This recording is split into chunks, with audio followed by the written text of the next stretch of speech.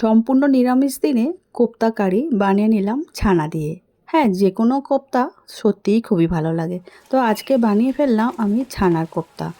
250 গ্রাম দুধ, তাকে ছানা কাটিয়ে আমি রেখে দিয়েছিলাম। জল ঝারিয়ে নিয়ে চলে এসেছি। এখানে আমি এই ছানাটার মধ্যে দিয়ে দিলাম 2 চামচ ময়দা। স্বাদ অনুসারে দিয়ে দিলাম নুন আর চিনি, সামান্য জিরে গুঁড়ো, অল্প আদা বাটা আর ধনেপাতা কুচি, সব কিছু দিয়ে একসঙ্গে খুব ভালো করে মেখে নিতে হবে।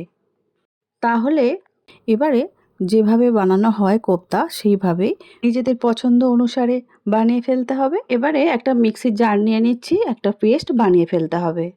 কাজু কিশমিশ পোস্ত আর কাঁচা লঙ্কার পেস্ট ভালো করে স্মুথ পেস্ট বানালে খেতে কিন্তু খুব ভালো হবে, কারণ আমি এটা সম্পূর্ণ নিরামিষ বানাচ্ছি সেই জন্য। তোমরা যদি পেঁয়াজ রসুনের বানাতে চাও তাহলেও কিন্তু সেইভাবে পেঁয়াজ রসুন দিয়েও বানিয়ে নিতে পারো। দিয়ে দিচ্ছি কয়েকটা কাঁচা লঙ্কা, ঝাল অনুসারে। প্রথমে একটু কাঁচা লঙ্কা দিয়ে সমস্ত পেস্টটা একটু ঘুরিয়ে নিলাম, তারপরে জল দিয়ে ভালো করে বেটে নিয়েছি। এখন কোপ্তাগুলো বানিয়ে ফেলছি। নমস্কার বন্ধুরা, শ্রাবণীর পাকঘরে সবাইকে স্বাগত জানাই। আশা করি তোমরা সবাই খুব ভালো আছো, আমিও ভালো আছি।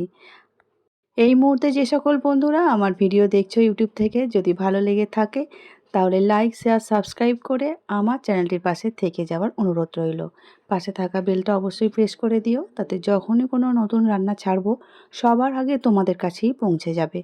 আর ফেসবুক পেজ থেকে দেখছো বন্ধুরা, প্লিজ পেজটিকে ফলো করে আমার সাথে থেকে যাওয়ার অনুরোধ রইল। তোমাদের সঙ্গে কথা বলতে বলতে দেখো কোপ্তাগুলো কিন্তু রেডি করে ফেলেছি, আর একটা প্লেটের মধ্যে তুলেও নিয়েছি। আমার এতগুলোই কোপ্তা হয়েছে। এবারে এগুলোকে আমাকে প্রথমে ভেজে নিতে হবে। তোমরা তো জানোই যে কোনো কোপ্তা করতে গেলে প্রথমে কিন্তু আগে ভেজে নিতে হয়। সেই জন্য কড়ার মধ্যে আমি এখানে সাদা তেল দিয়ে দিলাম বেশ খানিকটা, ওই 4 চামচের মতো।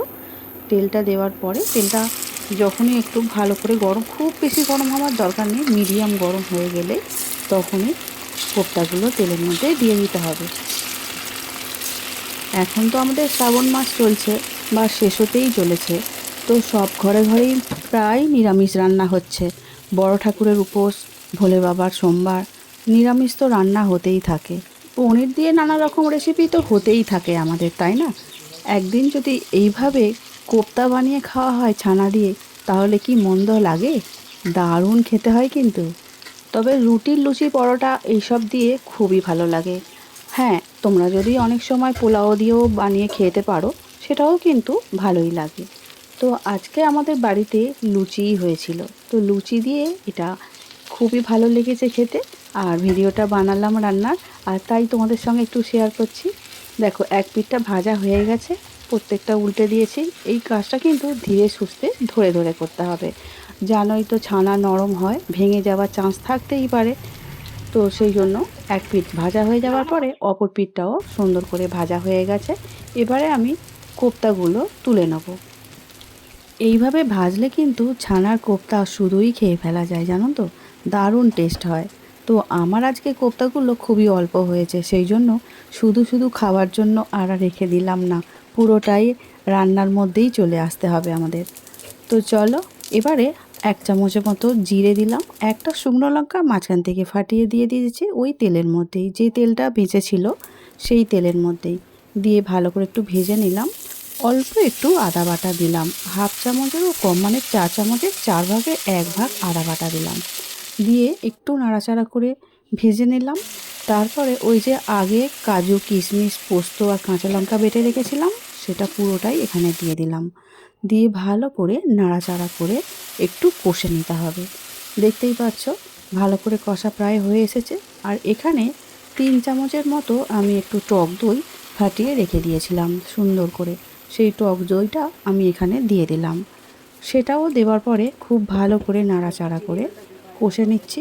এবারে কিন্তু গ্যাসের জোরটাও কমিয়েই দিয়েছি, আর দিয়ে দিচ্ছি স্বাদ অনুসারে চিনি। যেহেতু টক দই দিচ্ছি আর যেহেতু নিরামিষ পদ হচ্ছে, একটু চিনি দিলে ভালোই লাগে খেতে, মিষ্টি মিষ্টি হয়। তোমরা মিষ্টিটা যদি পছন্দ না করো তাহলে দিতে হবে না। দিয়ে দিলাম স্বাদ অনুসারে অল্প একটু নুন। সব কিছু দিয়ে খুব ভালো করে নাড়াচাড়া করা হয়ে গেছে। মশলা দেওয়ার বাটি ধুয়ে ওই মিক্সির বাটির সেই জল এখানে একটু 1 বাটির মতো দিয়ে দিলাম। কাপ মাপলে 2 কাপের মতো জল এখানে হবে। এবারে দিয়ে দিচ্ছি জিরে গুঁড়ো আর ধনের গুঁড়ো অল্প করে। আসলে পনিরের যে কোপ্তাগুলো সেটাই তো কম হয়েছে, সেই জন্য এখানে 1 চামচ করে দিলে কিন্তু বেশি বেশি দেয়া হয়ে যাবে। 4 ভাগের 1 ভাগ চা চামচের করে দিলেই হবে। এবারে খুব ভালো করে গ্রেভিটা ফুটে ওঠার পরে আমি কোপ্তাগুলো তুলে দিয়েছি। কোপ্তাগুলো 2-3 মিনিট খুব ভালো করে ফুটিয়ে নিতে হবে। তারপরে দিয়ে দিলাম ঘি। ঘি না দিলে কিন্তু রান্নাটা মনে হয় কোথাও একটু অসম্পূর্ণ থেকে যাচ্ছে। যেহেতু নিরামিষ কোপ্তা হচ্ছে আবার ছানার, সেই জন্য একটু ঘি দিয়ে ভালো করে নাড়াচাড়া করে নিচ্ছি। আর সব শেষে দিয়ে দেব একটু গুঁড়ো গরম মশলা আর দেব অল্প একটু ধনেপাতা কুচি। তাহলে ব্যাস, আজকের ছানার কোপ্তা কারিটা একদম কমপ্লিট হয়ে গেল। আজকে আমার নিরামিষ ছানার কোপ্তা কারি কেমন হয়েছে রান্নাটা অবশ্যই তোমরা কমেন্ট করে কিন্তু জানিও। আর ভালো লাগলে অবশ্যই জানিও, খারাপ লাগলে সেটাও অবশ্যই জানিও। ব্যাস, সব শেষে কিন্তু একবার টেস্ট করে দেখে নিচ্ছি নুন ঝাল মশলাটা ঠিকঠাক হয়েছে কি না। না হলে রান্নাটা তো আর আমি একা খাবো না, বাড়ির সবাই খাবে। যদি কোনো রকম অসুবিধা হয় নিশ্চয়ই সেটা তারা বলবে।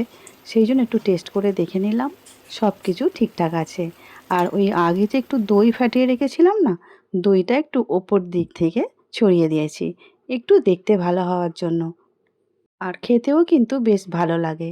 এবারে আমাদের সার্ভিং প্লেট রেডি হয়ে গেছে আর ছানার কোপ্তা কারি একদম তো রেডিই হয়ে গেছে। এবারে একটা সার্ভিং প্লেটের মধ্যে সাজিয়ে নিচ্ছি। দেখেই নিশ্চয়ই বুঝতে পারছো কতটা লোভনীয় হয়েছে। দেখতে যতটা সুন্দর হয়েছে খেতেও কিন্তু খুবই ভালো লেগেছে। তোমরা তোমাদের পছন্দ মতো কতটা গ্রেভি রাখবে সেই অনুযায়ী কিন্তু গ্রেভিটা রেখে দিও। না হলে কিন্তু ঠান্ডা হওয়ার পরে একটু হলেও তো টেনে যাবে, তখন অসুবিধা হয়ে যাবে। সবাই যদি গ্রেভি চায় তখন কিন্তু আর দিতে পারা যাবে না। একটু রেখে দিও গ্রেভিটা। দেখো কি অপূর্ব লাগছে না দেখতে। নিত্য নতুন নিরামিষ রেসিপি যদি পেতে চাও তাহলে অবশ্যই করে আমাকে কমেন্ট করে জানিও। আমি চেষ্টা করব সেই সব রেসিপি নিয়ে তোমাদের সঙ্গে হাজির হয়ে যাওয়ার। আজ আসি, দেখা হবে অন্য নতুন রেসিপি নিয়ে। সবাই খুব ভালো থেকো, সুস্থ থেকো। আমার রেসিপি দেখার জন্য অসংখ্য ধন্যবাদ সব বন্ধুদের।